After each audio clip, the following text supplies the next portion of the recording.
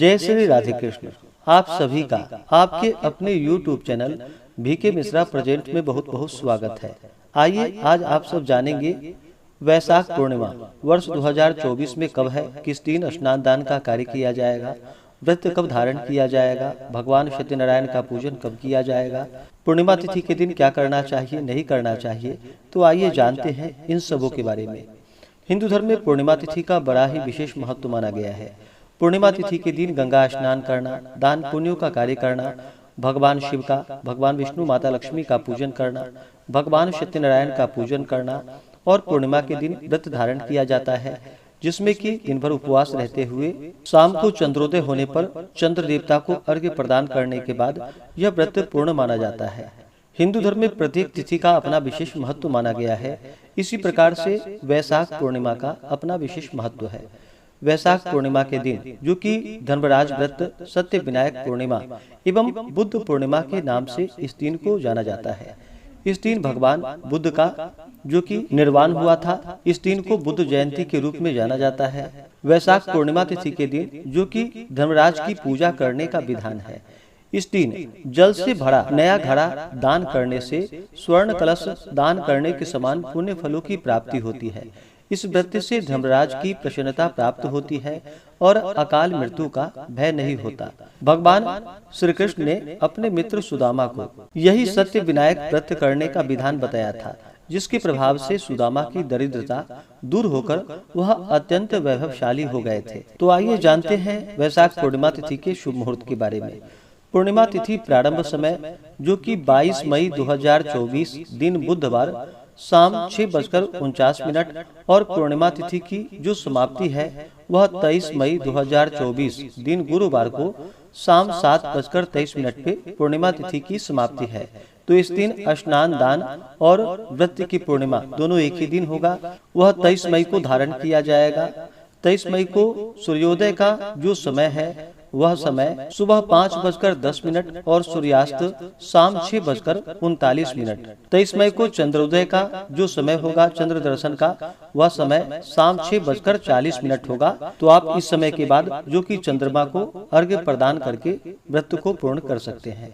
23 मई को ब्रह्म मुहूर्त का जो समय होगा वह समय सुबह 4:04 से सुबह 4:45 तक ब्रह्म मुहूर्त का समय होगा। ब्रह्म मुहूर्त के समय में ही गंगा स्नान का कार्य संपन्न करे तो यह अनंत फलदायी होता है। 23 मई को योग जो कि परिध योग होगा दोपहर 12:12 तक, उसके बाद शिव योग।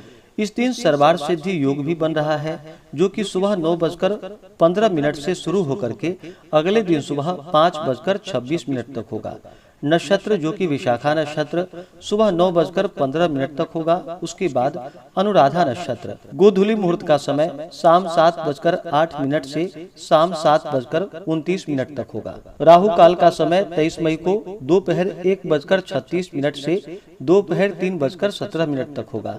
राहु काल समय के दौरान कोई भी शुभ कार्य या नया कार्य नहीं करना चाहिए, यह लाभकारी नहीं होता है, इस बात का ध्यान रखें। पूर्णिमा तिथि के दिन सुबह उठ करके ब्रह्म मुहूर्त में नित्य क्रियाओं से निवृत्त होकर के गंगा नदी में स्नान करना चाहिए। जो भी भक्तजन व्रत को धारण करने वाले हैं उन्हें व्रत का संकल्प लेना चाहिए। पूर्णिमा तिथि के दिन जो कि 32 पूर्णमासी का व्रत धारण किया जाता है, इस व्रत में जो कि भगवान शिव, माता पार्वती, माता चंडिका का पूजन किया जाता है और इस दिन भगवान विष्णु, माता लक्ष्मी का पूजन किया जाता है। साथ ही पूर्णिमा तिथि के दिन जो कि भगवान सत्यनारायण का पूजन किया जाता है, तो विशेष प्रकार से भगवान सत्यनारायण का पूजन शाम के समय में करना चाहिए। वैशाख पूर्णिमा के दिन जो कि धर्मराज के निमित्त जल, पूर्ण कलश और पकवान दान देने से गोदान के समान फल होता है।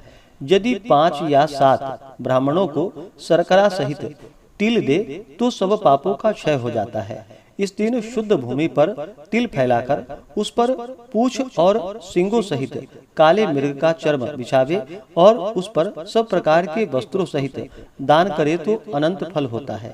यदि तिलों के जल से स्नान करके घी, चीनी और तिलों से भरा हुआ पात्र विष्णु भगवान को निवेदित करके उन्हीं से अग्नि में आहुति दे अथवा तिल और शहद का दान करे, तिल के तेल का दीपक जलावे, जल और तिलों का तर्पण करे अथवा गंगा नदी आदि में स्नान करे तो सब पापों से निवृत्त हो जाते हैं। यदि इस दिन एक समय भोजन करके पूर्णिमा, चंद्रमा अथवा सत्यनारायण का व्रत करे तो सब प्रकार के सुख, संपदा और श्रेय की प्राप्ति होती है। वैशाख पूर्णिमा तिथि के दिन जो कि शुद्ध और सात्विकता का पालन करना चाहिए, इस दिन ब्रह्मचर्य का पालन करना चाहिए, तामसिक वस्तुओं का, नशीले पदार्थों का सेवन नहीं करना चाहिए।